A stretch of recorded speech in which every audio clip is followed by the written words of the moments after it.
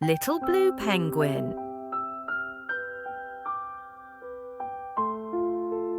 Spring arrived in the southern hemisphere, and the penguin village by the coast was bustling with life. In each tiny burrow, a new white egg had appeared. New life was beginning.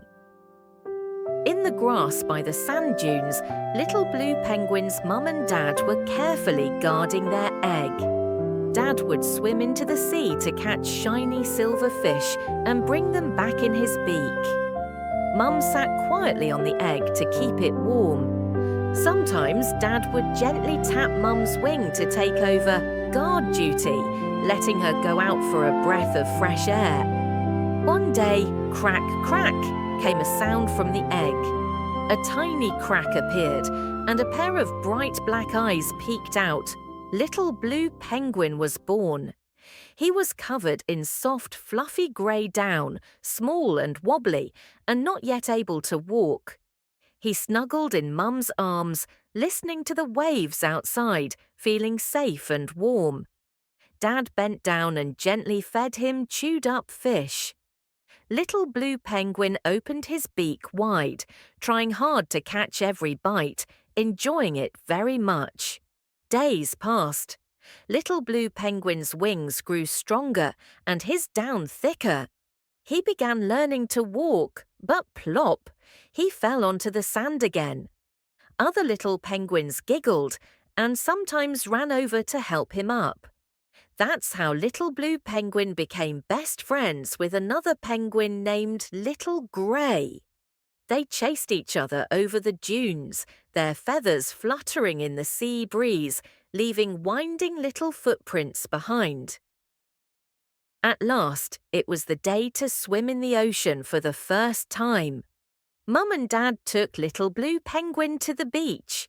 Waves lapped at their feet, and the icy water made Little Blue Penguin step back.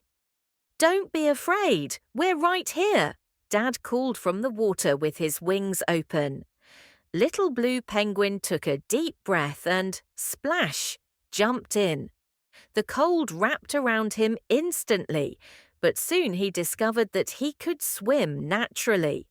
Like a little torpedo, he zoomed through the water and spun in quick turns, thrilled at the new feeling. In the sea, Little Blue Penguin's wings became strong flippers that helped him chase fish. He caught a slippery sardine in one bite. Even without teeth, his beak held the fish firmly, like a comb. Sometimes he and his friends worked together to herd fish into shallow water so everyone could eat. When the sky darkened, the little penguins waddled back toward their burrows. They had to be careful. Seals might be hiding near the shore. Once it was safe, they scrambled onto the beach and hurried home. In the evening, the penguin village was lively. Some were preening their feathers, some chatting, others sitting on eggs. The air was full of the scent of the sea and earth, warm and comforting. That year, Little Blue Penguin was 3 years old and he had a wife. Together, they began building their own home. Little Blue picked up round pebbles from the shore and placed them carefully in the nest, piling them high to keep out rain and damp. Sometimes he borrowed a few pretty stones from other nests. But Little Blue Penguin knew not to be greedy. Every penguin family needed stones to protect their eggs. Each year there was a time when Little Blue Penguin couldn't go to sea to hunt. He was molting, old feathers fell away, and until the new ones grew in, he had to live on his body fat. He felt a little hungry, but enjoyed the sunny holiday with friends. The sea breeze ruffled his down until it was replaced by sleek, shining blue feathers, like wearing a brand new suit. As night fell, the moonlight shimmered over the sea.